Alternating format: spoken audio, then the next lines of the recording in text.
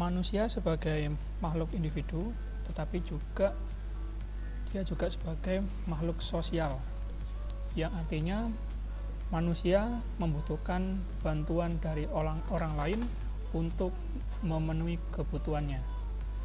Nah, dalam memenuhi kebutuhannya, manusia itu berinteraksi dengan manusia yang lain. Maka dari itu terciptalah suatu hubungan sosial. Nah, tetapi dalam perjalanannya, dalam hubungan sosial itu, ternyata tidaklah hubungan sosial itu bermakna positif atau berjalan dengan baik. Interaksi sosial atau hubungan sosial ini bisa bermakna positif bila interaksi atau kerjasama yang terjadi antara individu atau kelompok tersebut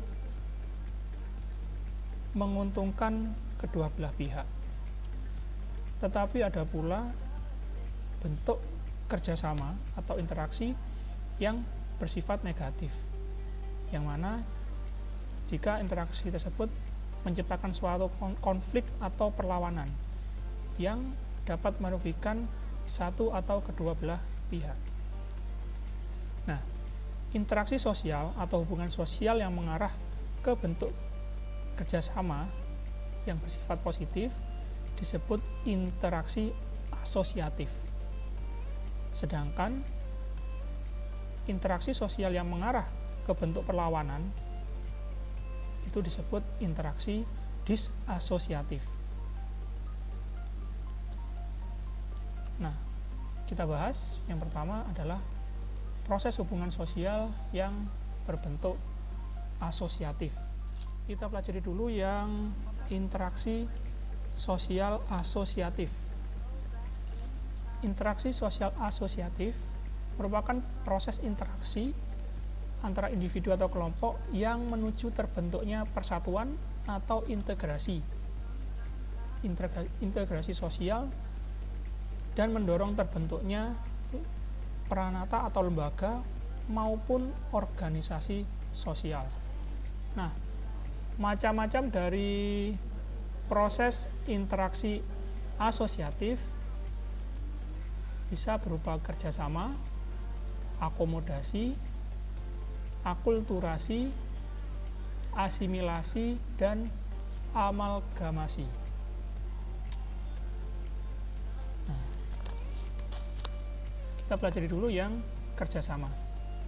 Apa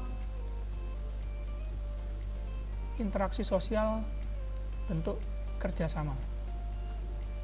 Nah, kerjasama merupakan usaha bersama yang dilakukan oleh perorangan atau kelompok untuk mencapai tujuan bersama. Kerjasama ini bisa berbentuk kerukunan, bargaining, kooptasi, koalisi, dan joint venture. Kerukunan adalah bentuk kerjasama yang berbentuk gotong royong dan tolong menolong antar individu. Seperti halnya ketika kamu kerjasama membersihkan lingkungan pada hari Jumat. Lalu yang kedua, bargaining. Bargaining merupakan bentuk kerjasama yaitu perjanjian pertukaran barang atau jasa antara dua organisasi atau lebih. Selanjutnya, kooptasi. Bentuk kerjasama ini merupakan proses penerimaan hal-hal baru dalam kepemimpinan dan pelaksanaan politik dalam suatu organisasi agar menjadi lebih seimbang atau lebih baik. Kooptasi ini contohnya adalah kalau di Indonesia seperti halnya pembentukan institusi KPK, ya. Nah, jadi KPK ini adalah sebuah lembaga yang dibentuk khusus untuk menangani permasalahan-permasalahan korupsi, karena dulu pada saat pembentukannya, KPK ini dianggap dibutuhkan untuk menangani kasus-kasus korupsi yang sudah merajalela ya di Indonesia. Lalu koalisi adalah bentuk kerjasama ya, perpaduan antara dua organisasi atau lebih yang mempunyai tujuan yang sama, seperti koalisi antar partai politik untuk mencalonkan pemimpinnya. Yang terakhir adalah joint venture. Nah, joint venture ini biasanya dilakukan oleh perusahaan-perusahaan ya. Mereka bekerja sama dalam menjalankan sebuah proyek-proyek besar.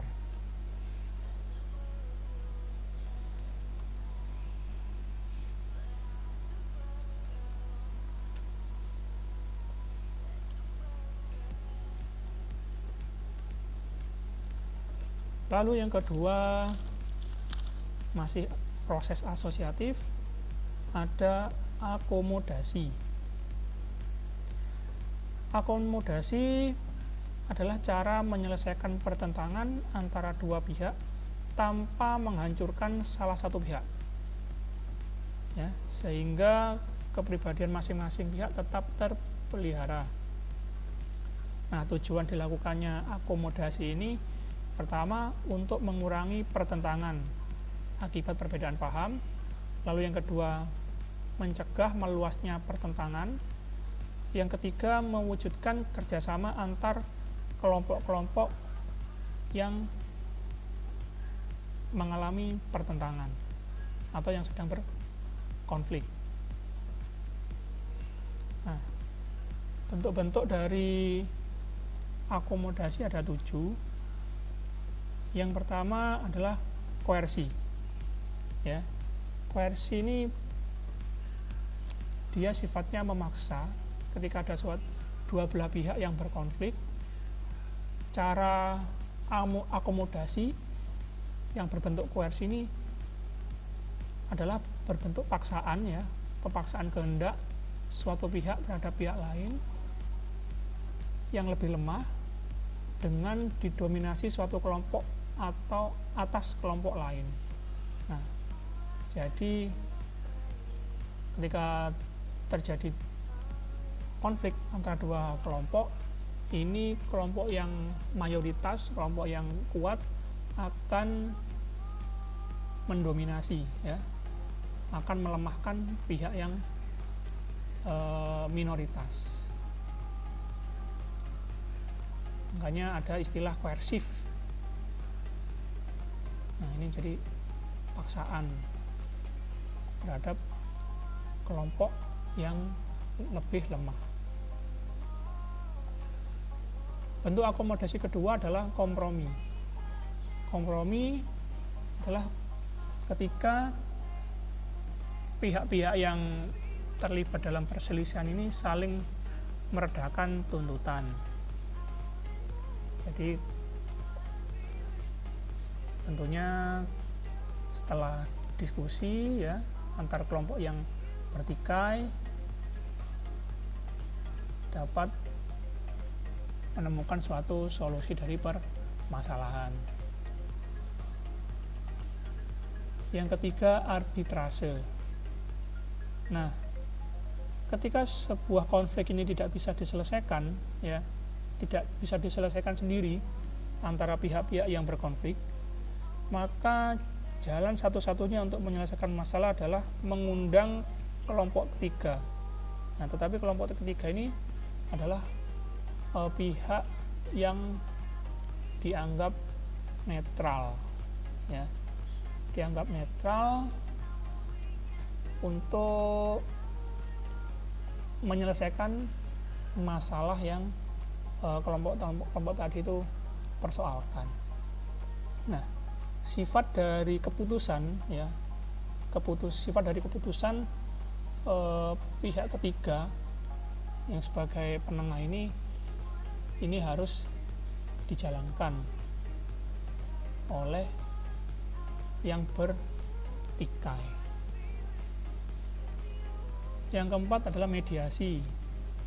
Nah, ini hampir sama dengan arbitrase, jadi membutuhkan pihak ketiga sebagai penengah atau sebagai wasit. Nah, disebut sebagai penengah atau juru damai. Nah, tetapi perbedaannya untuk mediasi dan arbitrase. Untuk arbitrase ini keputusan dari penengah ya, ini harus dijalankan. Kalau tidak dijalankan ada konsekuensi hukum ya, yang atau memaksa ya, keputusan memaksa, atau kalau tidak dijalankan ada konsekuensi hukum untuk pihak yang kalah atau pihak yang tidak melaksanakan keputusannya. Nah, sedangkan mediasi, keputusan atau rekomendasi dari pihak ketiga, rekomendasi untuk menyelesaikan masalah ini sifatnya bersifatnya hanya rekomendasi saja. Jadi bisa diikuti syukur, nggak diikuti ya nggak ada apa-apa. Jadi tidak memaksa, hanya sebagai saran saja. Nah, biasanya memang kalau arbitrase ini adalah pihak ketiga yang mempunyai badan hukum ya, atau suatu lembaga negara, misalnya seperti pengadilan, kejaksaan, Mahkamah Konstitusi kalau ada di Indonesia. Ada juga di internasional, badan arbitrase internasional ya. Kalau yang bertikai itu adalah lembaga negara, antar negara. Nah, seperti itu. Lalu selanjutnya konsiliasi. Nah, konsiliasi juga hampir ini mirip sekali dengan mediasi. Jadi mempertemukan keinginan pihak-pihak yang berselisih. Nah, tentunya juga ada yang memediasi atau pihak ketiga. Nah, tetapi di sini yang sebenarnya lebih hampir sama ke kompromi juga. Jadi yang menjadi permintaan dari kedua belah pihak itu apa? Nah, itu dipertemukan lalu digabung. Itu disebutlah konsiliasi. Yang keenam, toleransi. Adanya keinginan untuk menghindarkan diri dari perselisihan yang saling merugikan. Nah, toleransi ini perbedaan dari koersif. Kalau koersif itu pihak yang kuat itu menindas yang lemah. Nah, kalau toleransi ini salah satu pihak ini dia mengalah dari konflik karena menganggap jika dia melanjutkan konflik tersebut maka tidak ada pihak manapun yang akan menang, entah dia itu sebagai kelompok minoritas atau mayoritas. Dia menganggap kalau melanjutkan konflik dia akan menang kalah akan tetap rugi. Makanya ada pepatah sing waras sing ngalah. Nah, itu bentuk dari toleransi. Yang terakhir, yang ketujuh, stalemate. Stalemate di mana kelompok yang terlibat pertentangan memiliki kekuatan yang seimbang. Nah, pada konflik yang mempertemukan kedua belah pihak, terkadang mereka itu hitung-hitungan kekuatan ya. Nah, ketika lawan kelompoknya ini dianggap sama kekuatannya ya dengan dia, maka ketika untuk meneruskan konflik itu akan menjadi suatu kerugian besar ya bagi dirinya dan bagi musuhnya, maka jalan satu-satunya agar tidak menderita kerugian yang semakin besar, maka jalan diambil adalah stalemate. Jadi kedua belah pihak memutuskan untuk menghentikan pertikaian atau perselisihan, karena diteruskan pun dengan cara apapun pertikaian itu tidak ada pihak yang akan menang, hanya menambah lama penderitaan yang akan mereka tanggung. Nah, itu stalemate. Kalau dalam catur itu stalemate itu posisi di mana pion hitam sama putih itu wis cuma muter aja, nggak bisa skakmat. Itu stalemate, timbang menghabiskan waktu main catur menyerai, akhirnya ada istilah stalemate, jadi seimbang.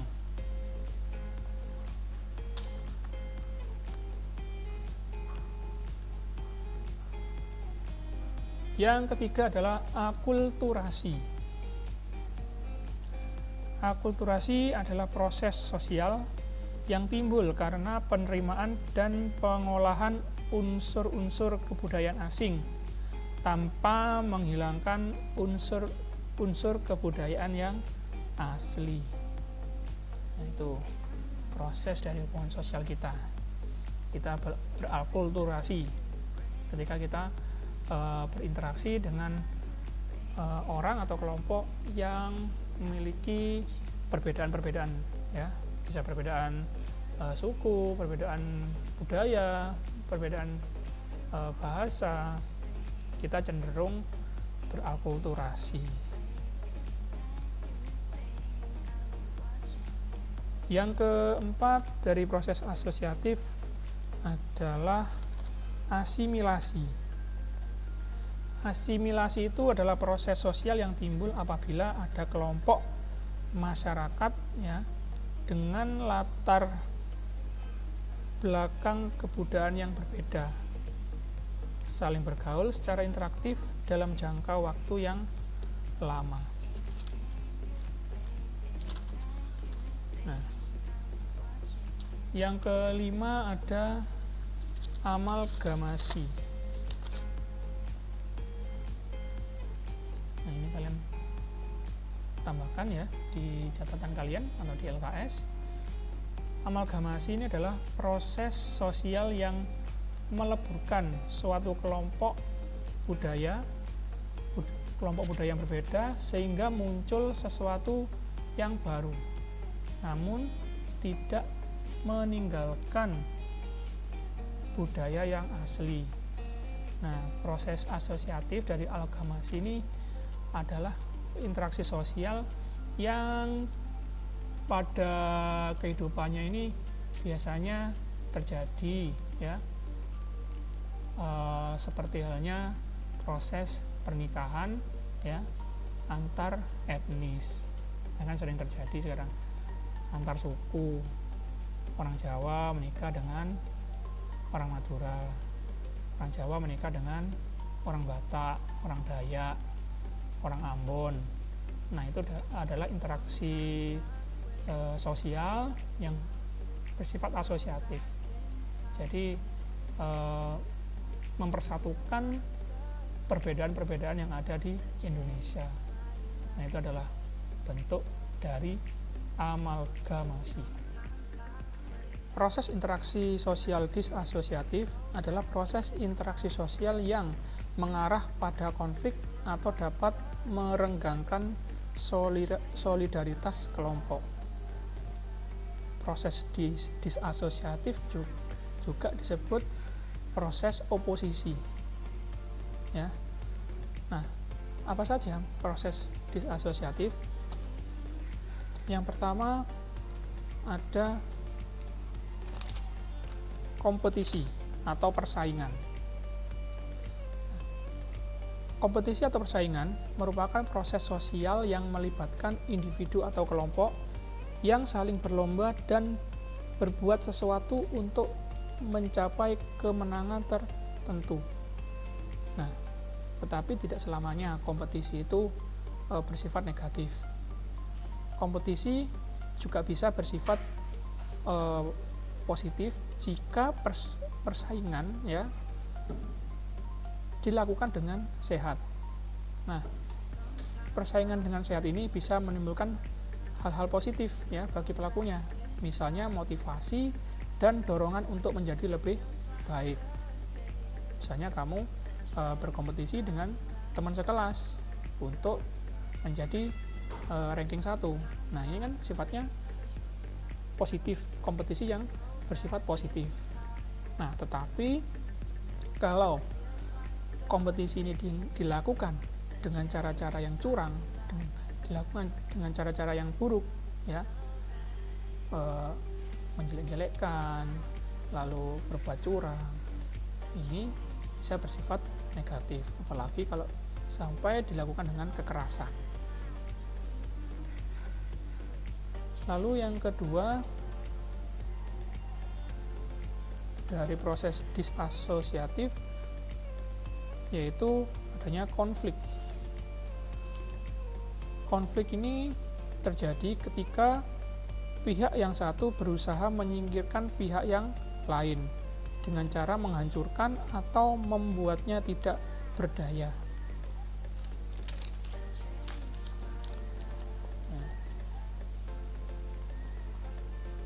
Lalu apa sih orang kok bisa berkonflik itu? Nah, menurut Surjono Sukanto ada 4 faktor yang menyebabkan seseorang ya atau kelompok ini berkonflik. Yang pertama adalah perbedaan antar individu ya, atau perbedaan antar kelompok. Perbedaan ini didasari dari cara berpikir ya, mindset atau ideologi dan kepentingan dari individu atau kelompok tersebut. Yang kedua adalah faktor perbedaan kebudayaan. Yang ketiga adalah perbedaan kepentingan. Yang keempat adalah perubahan sosial. Lalu selanjutnya ada kontravensi.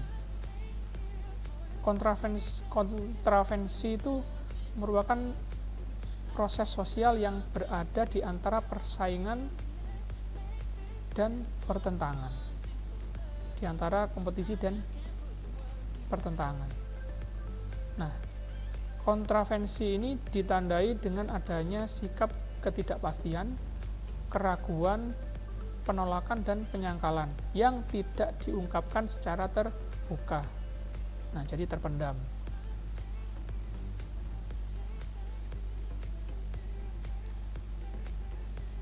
Contohnya apa? Kontravensi itu misalnya seperti mengejek ya, menggunakan kata-kata tidak enak, terus menghasut, atau istilahnya ngerasani ya, jadi ngomongin kejelekan kita kepada orang lain, menyebarkan berita bohong tentang orang yang tidak disenangi. Nah, itu bentuk dari kontravensi.